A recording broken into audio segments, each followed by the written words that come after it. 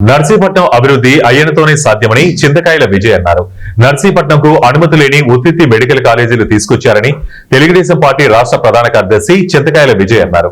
మంగళవారం నర్సీపట్నంలో ఏర్పాటు చేసిన మీడియా సమావేశంలో విజయ్ మాట్లాడుతూ నర్సీపట్నం అభివృద్ధి స్పీకర్ అయ్యన్న పాత్రుడితోనే సాధ్యమని, అయ్యన్న అంటే అభివృద్ధి, అభివృద్ధి అంటే అయ్యన్న అన్నారు. అందరికీ నమస్కారం అండి. ముఖ్యంగా ఈ మధ్యన నర్సీపట్నంలో కొన్ని పరిణామాలు చూస్తుంటే అందరినీ కన్ఫ్యూజ్ చేసే మోడ్లోకి తీసుకెళ్తున్నారు. ఎందుకు నేను అంటున్నానంటే, ఆ లాస్ట్ 5 years అయితే జగన్ రెజీమ్ ఉందో, ఆ గవర్నమెంట్ ఉందో, ఆ టైంలోని ఎన్నో తప్పిదాలు చేశారు.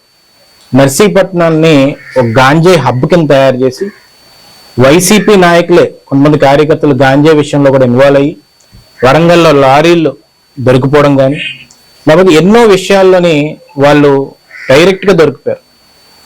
నర్సీపట్నం అభివృద్ధి విషయం చూస్తే అన్నీ కూడా